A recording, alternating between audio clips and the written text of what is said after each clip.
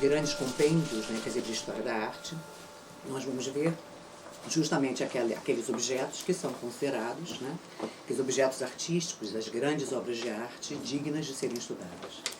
Aqui, quer dizer, um dos livros célebres, né, do Gombrich, ali também a Mona Lisa, né, como justamente reflexo dessas escolhas, né, quer dizer, feitas pelos vários, né, quer dizer, historiadores. Esses tipos de objetos que vocês estão vendo aí, né, arranjos de pássaros empalhados, cofres, terrinas de sopa, cadeiras, paliteiros, né, escarradeiras, não costumam estar nesses livros de história da arte, né, nesses livros gerais de história da arte. Portanto, quer dizer, no próprio campo, né, apesar desses objetos poderem ser considerados até, quer dizer, chamados, designados como objetos de arte, eles não são, né, quer dizer, contemplados por essas narrativas gerais e pelo menos também as fundadoras, né, quer dizer, do campo. Portanto, quer dizer, existe já, quer dizer, uma certa discriminação, né, uma certa injeição de alguns objetos, né, quer dizer, na própria historiografia, quer dizer, da arte. De certo modo, quer dizer, uma das, né, primeiras grandes classificações que surgem, quer dizer, primeiras não, quer dizer, algo de importância, é justamente quando o termo belas artes, né, se desenvolve no século XVIII, né, de certa maneira, para se fazer uma diferenciação, né, quer dizer, daquilo que tudo pode ser chamado, né, tudo como arte, daquilo que são as principais, né, quer dizer, obras, que a princípio serão classificadas como a pintura, a escultura e a arquitetura, e as outras obras, né, no sentido de uma certa subdivisão, né, uma dicotomia entre aquilo que é maior e aquilo que é menor. Justamente esses objetos que a gente, né, acabou de ver são justamente classificados, né, quer dizer, como as artes menores, subservientes, né, quer dizer, as principais obras, né, e a gente vai ver que o próprio campo da história da arte vai se debruçar especialmente sobre a pintura, né, e sobre as questões, né, quer dizer, da visibilidade, né, das formas. Enquanto essas outras obras, que são chamadas muitas vezes de artes decorativas, elas justamente têm a questão da utilidade, são objetos com uma certa operacionalização, né? Você pode colocar o palito, colocar a sopa, né? E justamente é isso, quer dizer, é uma das grandes divisões, né? Não à toa, a gente vai encontrar também, quer dizer, a estética kantiana, né? Trazendo a importância da inutilidade para a fruição da beleza, né? Enquanto esses objetos têm justamente esse defeito, que é justamente a utilidade. O interessante é que o termo artes decorativas, que vai se desenvolver no século XIX, ele tem o nome arte, né, como objetos de arte, mas eles não podem alçar, né, quer dizer, a grande categoria das chamadas artes maiores. Aqui eu trago para vocês uma imagem, né, quer dizer, do Chardin, que é justamente os atributos da arte, feita também no século XVIII, justamente nesse período em que o conceito de belas artes, né, e essa estética, quer dizer, moderna vai se desenvolver, em que nós vemos a representação justamente da paleta, né, quer dizer, com a pintura, os desenhos de arquitetura, né, quer dizer, aí à frente, a escultura, né, aí uma cópia em gesso do Pigalle, e os livros, né, que vão alicerçar, né, quer dizer, essas narrativas, e o aprendizado também artístico, a medalha, né, congraçando, quer dizer, o grande artista, e lá ao fundo uma jarrinha bem escura, né, quase na sombra, representando essas outras artes. Então, portanto, a gente observa, quer dizer, nessa constituição, quer dizer, simbólica do campo artístico, essa, né, quer dizer, essa jarra, que a princípio seria o item até mais caro, né, que estaria aí representado, mas com pouca possibilidade de ser iluminada pela própria tela. Bom, de certa maneira, quer dizer, essa dicotomia se constituiu, né, quer dizer, em termos, né, quer dizer, culturais, em termos de uma cultura visual. E se nós formos observar, né, quer dizer, hoje, né, os visitantes que vão aos museus para terem, quer dizer, uma experiência, né, quer dizer, direta com as grandes obras, né, como a gente vê aqui do Rápido de Perséfone de Bernini, eles pouco, quer dizer, vão, quer dizer, se deter, né, ou procurar uma fruição justamente àquilo que está ao derredor. As pinturas decorativas do teto, as pinturas decorativas das paredes, os estuques, ou o próprio mosaico do piso e os móveis, né, que estão, né, também preenchendo essas salas.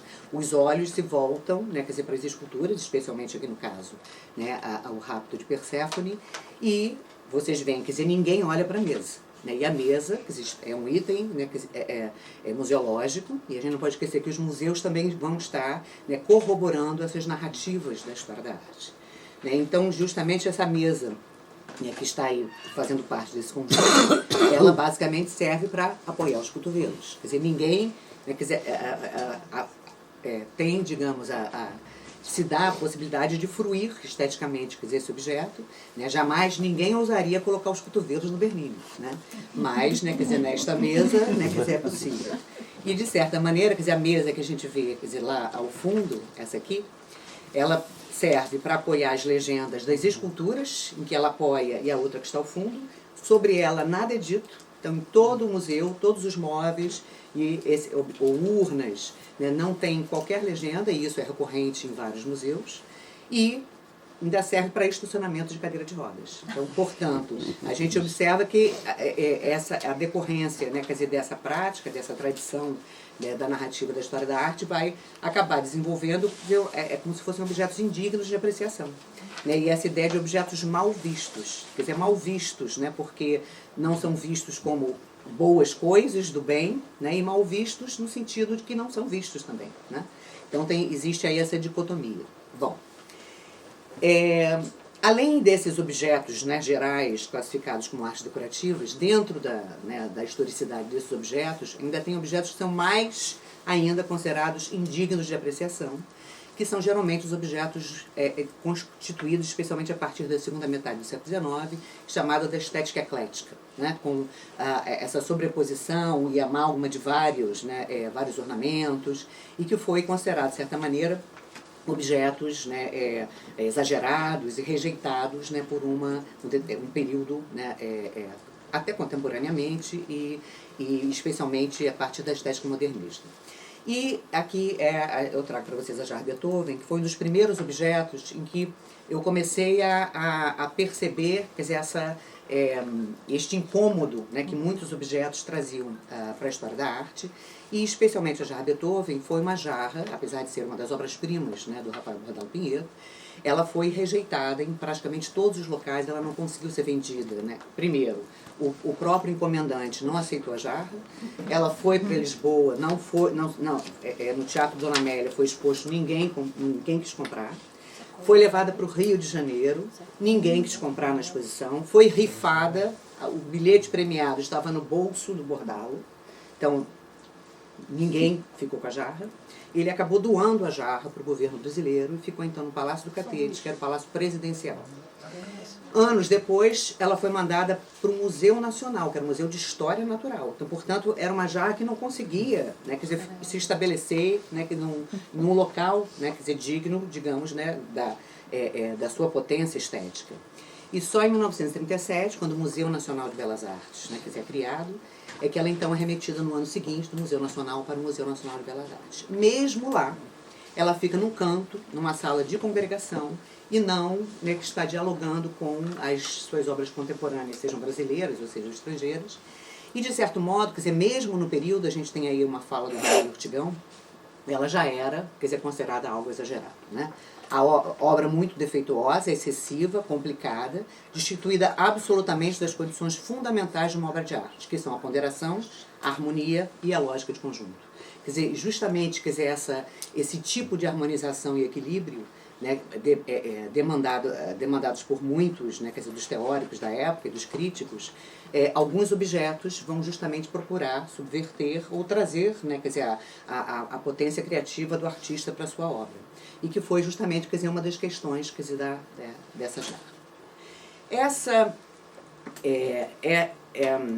digamos, essa demanda, né, quer dizer, por uma arte, uma composição mais harmônica, sem exageros, isso vai estar, de certa maneira, acirrado, né, com o advento das vanguardas, né, o modernismo, especialmente, né, no campo, né, quer dizer, do design dos objetos, em que essa síntese, essa limpeza, né, quer dizer, visual vai ser considerada justamente o belo e o bom, né, e o bom desenho, enquanto justamente aquilo que veio anteriormente, quer dizer, outra jarra do Bordalo Pinheiro, vai ser considerado o feio e o mau. Essa comparação entre bom e ruim e feio e mal, isso já vinha sendo feito em termos, né, quer dizer, dos manuais, né, quer dizer, de composição formal, né, durante o século XIX. Esse método comparativo já era bastante utilizado. Aí tem duas imagens de dois livros, né, no caso são franceses, em que se ensinava, né, o que era uma boa e uma má composição. Então, essa divisão entre bom e ruim, né, já se estabelecia como uma tradição a partir do ensinamento, quer dizer, sejam nas academias, né, nas escolas de belas artes, e eram manuais muitas vezes que chegavam ao público de um modo geral.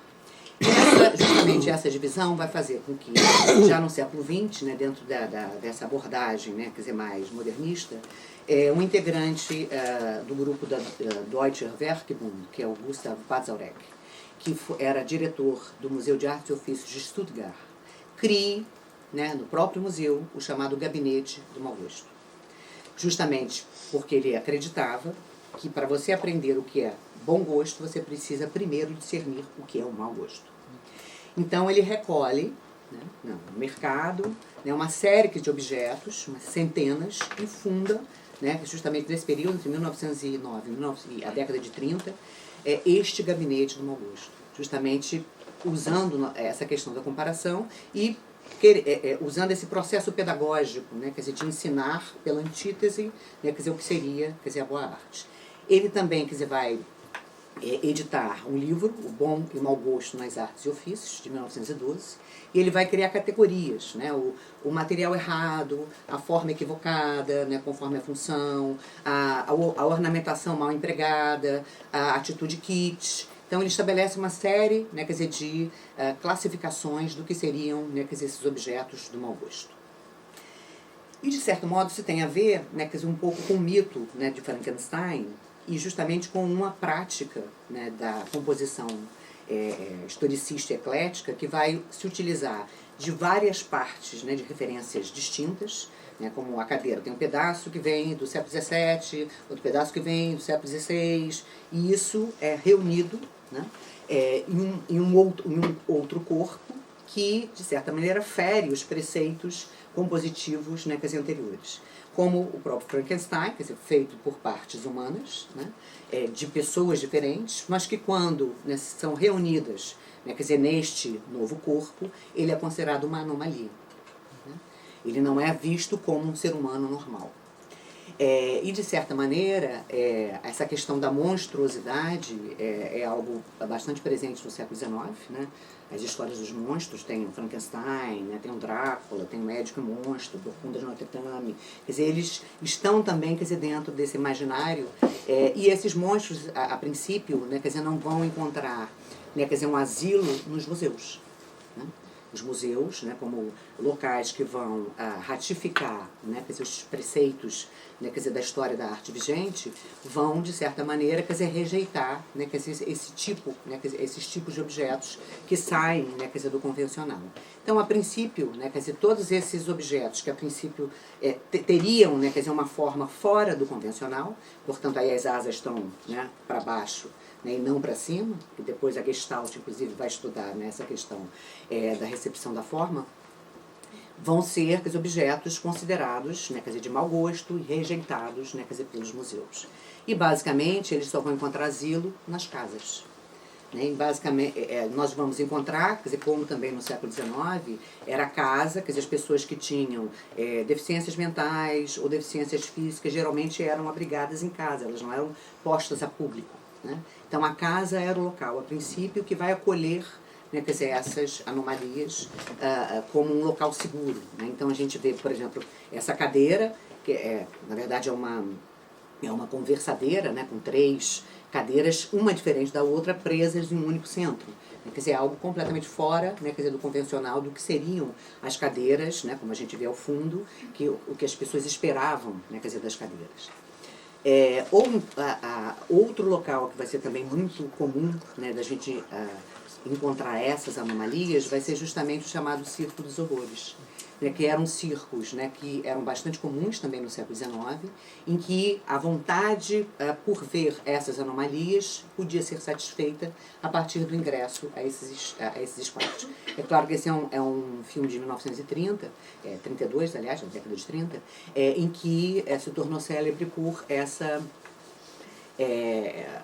o contrato, né, desses artistas de circo que vão atuar, quer dizer, nesse filme, né, com as suas anomalias típicas e justamente colocando em questão, quer dizer, o que é a monstruosidade, né? Se é uma questão física ou se é uma questão também de índole, de caráter, que justamente o filme, quer dizer, vai tratar.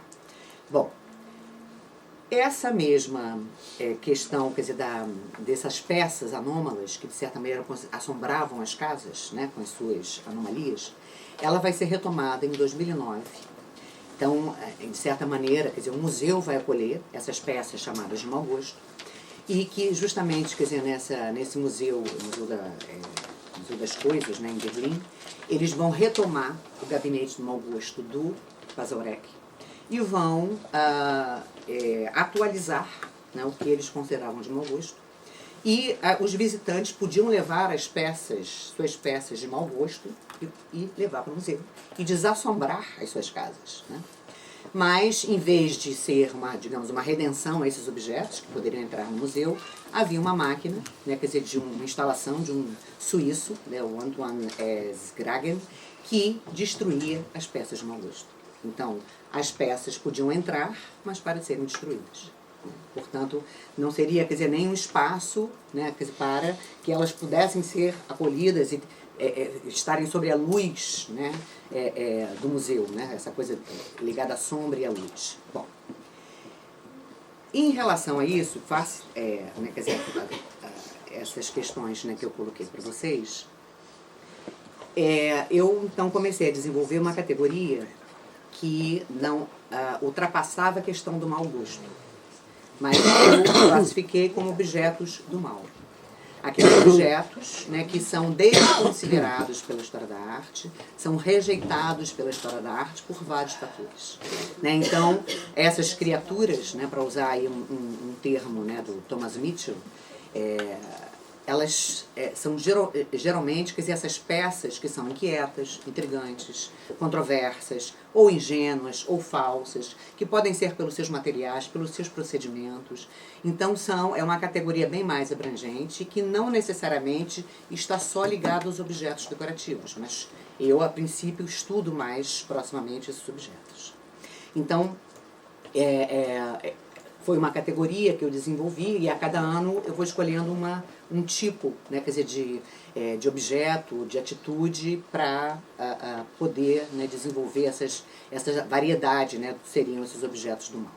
Bom, as escarradeiras, né, são justamente peças que dificilmente nós encontramos em museus de arte, não exatamente por causa das suas formas, mas por causa do conteúdo, né, que elas, né, acolhiam. Então, algumas peças de antemão, quer dizer, são rejeitadas ou são vistas como peças nojentas, não pelas suas formas, mas pelos seus conteúdos. Então, geralmente, quer dizer, todas, né, quer dizer, as peças, né, que recebem os excrementos dificilmente são estudados dentro do campo. Né? Mas, ao mesmo tempo, a gente não pode esquecer, né, que Augusto dos Anjos, né, quer dizer, nos ajuda, que existe uma poética, né, nessas escarradeiras e nos próprios escarros. Né? Então, aqui a gente vê um trecho, né, quer dizer, do Augusto dos Anjos, né, escarrar de um abismo a outro abismo, mandando ao céu o fumo de um cigarro, há mais filosofia neste escarro do que em toda a moral do cristianismo. Augusto dos Anjos, né, esse poeta simbolista brasileiro, ele justamente colocava toda a questão escatológica, né, quer dizer, nos seus poemas, muitos com termos, né, científicos, biológicos, às vezes de difícil, né, quer dizer, compreensão, mas ao mesmo tempo ele tinha, quer dizer, a forma, né, quer dizer, do poema, tinha toda a capacidade, né, quer dizer, da sublimação, né, da boa composição, mas o conteúdo era um conteúdo muitas vezes, né, quer dizer, violento, nojento. Então, de certa maneira, quer dizer, mesmo nessa nessa dicotomia, a gente pode encontrar uma poética, né, quer dizer, nesses objetos. Né? Bom, outros são, por exemplo, a questão do material. Não o conteúdo, como as escarradeiras, mas a questão do material. Aí são joias com cabelos, ou peças com cabelos. Muitas pessoas, né, quando sabem assim, esse negócio com cabelo de outra pessoa, né, já tem aquele certo asco por causa do material. Então são, né, quer dizer, alguns materiais também acabam sendo, né, quer dizer, proibidos no campo por causa, quer dizer, dessas, né, questões ligadas a ele. Mas, ao mesmo tempo, quer dizer, no século XIX, fins do XVIII, mas especialmente no século XIX, são joias consideradas de afeto. Né? Quer dizer, é uma prova de afeto, né, tirar os seus cabelos, mandar trançar e entregar para a pessoa, né, quer dizer, como, né, quer dizer, um ato, né, de comprovação, quer dizer, desse afeto pela outra pessoa. Ou pela lembrança, né, quer dizer, do morto. Aqui embaixo a gente vê uma escumilha, que é justamente bordados, é um bordado feito com o cabelo da pessoa que morreu, então é uma prova, né, viva, que o cabelo justamente tem essa característica de não, né, quer dizer, se deteriorar, quer dizer, tão rápido quanto o resto do corpo, como uma presença, né, quer dizer, de uma memória presencial, quer dizer, daquela pessoa que já partiu. Nós vamos encontrar, por exemplo, cadernos de recordação, isso é de uma americana, que guardou, né, quer dizer, fez versinhos das suas amigas e guardou os cabelos das suas amigas, né, com as suas tranças, e colou, né, quer dizer, na sua superfície. Então, essa questão também de objetos que são ligados ao gostar, ao afeto, né, acabam também sendo, né, pouco, né, contemplados, né, quer dizer, dentro das narrativas da história da arte. Aqui, por exemplo, é uma caderneta, né, do Benjamin Constant, né, que foi um dos, né, deflagradores lá da República no Brasil, e é uma caderneta de notas, e as iniciais do seu nome, já está um pouco apagado, e essa guirlanda, né, foram bordadas com os fios da esposa. A esposa tirou os fios do seu cabelo e bordou, né, quer dizer, na caderneta, e dizendo com todas as palavras, quer dizer, retirei uma parte de mim, né, e coloquei, né, como prova em conteste do meu amor. E o interessante dos cabelos, porque mesmo depois que a pessoa morre, os cabelos ainda continuam a crescer. Então, portanto, ele é a parte do corpo humano que, de certa maneira, vai contradizer a própria fatalidade e mortalidade humana. Ele é algo que permanece, é como se tivesse vontade própria. Né? A gente pode alisar, pode pintar, mas ele insiste, né, quer dizer, em ou sumir, né, ou ficar do jeito que ele quer. Então ele é uma parte, quer dizer, biológica, mas que quase, ele tem uma potência cultural, né, quer dizer, mais do que muitas vezes biológica. Então, quer dizer, um outro seria, quer dizer, objetos com cabelo seriam outros, né, da categoria dos objetos do mal. Outro tipo de objetos são os enigmáticos, aqueles objetos que imediatamente, quando olhamos para eles, não sabemos exatamente para que servem. Especialmente diante, né, das artes decorativas, que são peças, né, que têm alguma operacionalização envolvida, não saber para que servem também é algo, né, que não é, digamos, bem visto. Então, esse tipo parece uma xícara, né, parece uma coisa de porcelana, mas não tem forma de xícara porque ela é fechada, nem, na verdade, ela é um porta-anel. Né? Mas, por exemplo, como aqui, nós vamos lembrar justamente, né, quer dizer, do mito da Esfinge, né, daquilo que, né, dos enigmas e dos mistérios. Então, muitas vezes essas peças demandam, né, quer dizer, um esforço, né, não são de leitura fácil, né, para que, de certa maneira, quer dizer, o enigma possa ser, quer dizer, ultrapassado e, de certa maneira, quer dizer, o conhecimento, né, quer dizer, da peça, da sua história, né, quer dizer, ser alcançado, muitas vezes, né, quer dizer, com medo de poder acontecer, né, quer dizer, a fatalidade, como aconteceu com Perseu, né, de matar seu pai e, né, casar com a sua mãe. Mas é justamente essa ultrapassagem, né, quer dizer, do simples conhecimento para um conhecimento, quer dizer, mais aprofundado. Então, por exemplo, esse tipo de peça também, essa junção, né, quer dizer, de parte humana e de parte, né, geométrica, né, quem, a princípio, né, quer dizer, visitantes do século XX que possam ver essa peça não vão entender para que isso serviu. né? Então, de novo, é preciso, ao mesmo tempo, chegar na peça, manipular a peça, entender que existem orifícios, que existem lados, né? Que à medida que essa relação tátil com a peça, ela acaba sendo desvendada, né? Ela justamente, quer dizer, um cabo, né, quer dizer, de sombrinha ou de bengala, e isso também, quer dizer, é um procedimento pouco comum, né, quer dizer, a história da arte presa à sua visualidade. No caso do objeto utilitário, ele demanda essa proximidade. Dificilmente você vai chegar lá, né, voltando ao Bernini, pegar no Bernini, passar a mão no Bernini, né, cheirar o Bernini, essa proximidade que esses objetos acabam demandando. Então, existe também, quer dizer, uma atitude, né, que esses objetos acabam demandando, que acaba transgredindo, né, quer dizer, os comportamentos metodológicos e teóricos, né, que constituíram o campo da história da arte. Por exemplo, aqui um outro, esse é um objeto, né, tem paisagens, tem flores, tem essas séries de sinuosidades, tem pedrinhas preciosas, né, e na parte de cima, justamente ela levanta, e isso na verdade é um peso de papel com uma caixa de música. Então, a princípio, não é um objeto que imediatamente saiba-se, né, quer dizer, a sua utilidade. E justamente com a corda ele imita um trinado, né, quer dizer, de um passarinho, né? Então é só realmente com a manipulação, né, com a proximidade com o objeto que o enigma, né, quer dizer, pode ser, né, quer dizer, ultrapassado. Além disso, temos também os objetos triviais, né, aqueles objetos encontrados em vários locais, em vários jardins do mundo, como os anões de jardim, e que, quer dizer, justamente por serem serializados, não terem, quer dizer, um mito, né, da obra única, serem muitas vezes considerados kit, objetos ingênuos, são também, de certa maneira, digamos, denegridos, né, quer dizer, pelos historiadores da arte, né, quer dizer, poucos são estudados. Um dos primeiros grandes conjuntos, né, de representações de anões está justamente nos jardins do Palácio Mirabel, né, em Salzburg.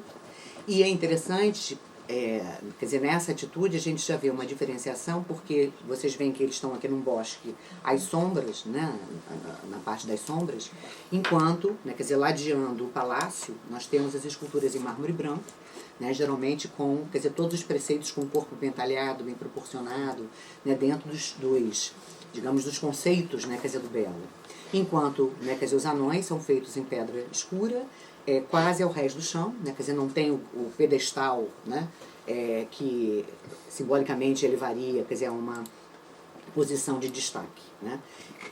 De certo modo, a gente vai encontrar, né, quer dizer, o único anão que, de certa maneira, a gente vai encontrar numa coleção, no museu, é justamente um anão quebrado. Né, um anão que está lá não por suas, né, possibilidades estéticas, mas por ter, né, justamente ter sido foco de um relacionamento que foi desfeito, justamente ao Museu dos Relacionamentos Desfeitos, né, em Zagreb. E, de certo modo, os anões que representam, né, quer dizer, a ideia de um ser, né, quer dizer, fora do convencional, eles também se contrapõem vindos de uma mitologia nórdica, afinal de contas são os 4 sustentáculos do mundo, né, são os anões que sustentam o mundo pela mitologia nórdica, em contraposição a uma mitologia greco-romana que teve, né, quer dizer, uma expansão, né, quer dizer, uma absorção dos seus valores, quer dizer, muito maior do que, né, quer dizer, esses anões. No caso da mitologia nórdica, não existia muita diferenciação entre bem e mal, entre o que seria feio e belo, e de certa maneira existem hoje em dia certos grupos, né, como os libertadores dos anões de jardim, né, no sentido deles tentarem recuperar, né, quer dizer, a honra, né, quer dizer, desses personagens contra, né, quer dizer, as suas digamos, as suas absorções em termos do que o público em geral, né, considera esses anões.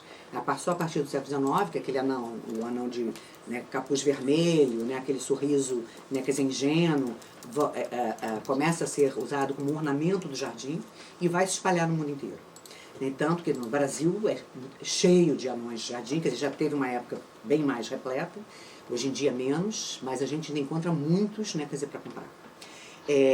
Mas, de certa maneira, quer dizer, a história, né, que subjaz, né, quer dizer, o mito dos anões, ela é praticamente, né, quer dizer, esquecida, né, quer dizer, essa visão, né, quer dizer, de algo kit, de algo né, quer dizer, que deve ser menosprezado, acaba se mantendo.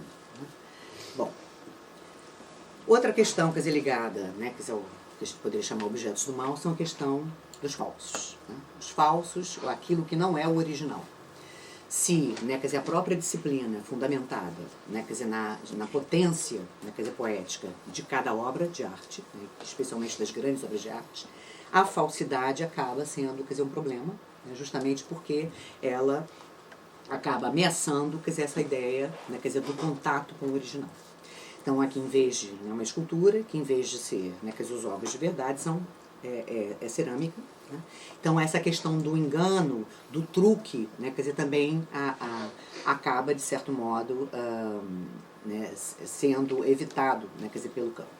E a gente não pode esquecer da questão das cópias, né, que foram tão, quer dizer, frequentes a partir do século XIX.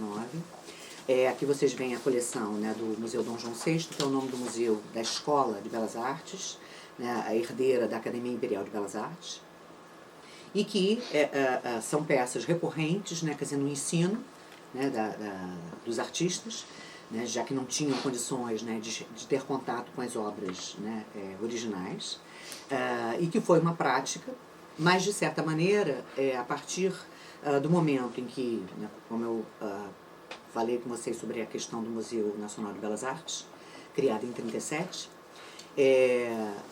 ele basicamente, mais de 3.000 obras que pertenciam, né, quer dizer, à escola, foram transferidas, né, quer dizer, para o museu, é o que constitui o Museu Nacional de Belas Artes. E algumas peças foram preteridas, justamente as cópias, né, justamente por não, né, considerarem como potencialmente, quer dizer, estéticas, no sentido, né, da sua possibilidade estética. Além disso, quer dizer, é claro que o falso, né, quer dizer, tem também uma questão aí jurídica, né, de você falsificar, né, quer dizer, um original, no caso do Brasil, Portinari, quer dizer, é um dos mais falsificados, né, quer dizer, no Brasil, e no próprio site do projeto Portinari, eles fazem questão de colocar, né, quer dizer, esses falsos no sentido de representação. Ao mesmo tempo, se a gente for pensar que a arte, né, quer dizer, diante de um ecossistema, né, não existe, né, quer dizer, o mal e o bem. Né? A ideia, quer dizer, para que esse ecossistema se equilibre, os falsos também estão ali. Né? Quer dizer, eles fazem parte de um determinado equilíbrio. Então, os falsos não precisam ser vistos, né, como uma coisa ruim. Quer dizer, não é porque, quer dizer, um animal, né, quer dizer, vai comer o outro porque ele é ruim. Porque é uma questão, quer dizer, desse próprio equilíbrio do ecossistema. Então, se a gente for pensar dentro nesses aspectos, não necessariamente, quer dizer, a cópia e o falso, né, necessariamente precisam ser considerados como coisas, né, quer dizer, ruins, né, quer dizer, do mal. Contrariamente, por exemplo, no próprio século XIX, a ideia da imitação, né, quer dizer, de pedras, né, quer dizer, de outros materiais, de papel de parede, de metal, era considerado, quer dizer, um domínio, né, de um ofício, né, quer dizer, muito bem considerado. Né, poucos eram aqueles que conseguiam, né, quer dizer, fazer as boas imitações. Então, sempre existem os dois lados, né, quer dizer, da moeda. Né? Então, os próprios falsos também, de certa maneira, né, podem ser repensados. Os bibelôs, né, que são, né, as peças que enfeitam a casa, e essa ideia do decorar, do enfeitar, é algo que vai de encontro, né, quer dizer, a ideia da grandeza da arte. Né, ninguém ousa dizer que eu vou pegar a Mona Lisa para decorar a minha sala. Né? Mas, apesar de que, quer dizer, a ideia do decorar, do enfeitar, do embelezar, ter, né, quer dizer, a sua tangência, quer dizer, com as questões artísticas. Né? E aqui ainda, quer dizer, bibelôs que são feitos, né, quer dizer, de naturezas que foram mortas mesmo. Quer dizer, ainda que se utilizando, né, quer dizer, de um procedimento, né, que atualmente, né, quer dizer, em termos, né, quer dizer, de todas as ondas ecológicas, né, quer dizer, um verdadeiro horror. Né? Ao mesmo tempo, né, a gente vai perceber que no século XIX, o Walter Potter, que era um inglês de Sussex, ele fazia, quer dizer, as cenas de gênero, né, que eram muito comuns, né, quer dizer, como tema, né, de pinturas, no século XIX, com animaizinhos empalhados.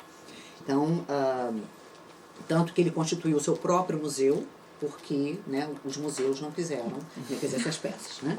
Então, aí existe, quer dizer, dentro dessa, a gente não pode esquecer que também a grande crescimento dos museus de história natural, em que essas peças empalhadas, claro, vão ter outro objetivo, mas também vão estar lá, que é a taxidermia, né, que é desenvolvida especialmente a partir do século XVIII, quer dizer, vai ser inclusive vista como hobby. Né? Quer dizer, muitas crianças, né, que taxidermizavam bichinhos como hobby. Né?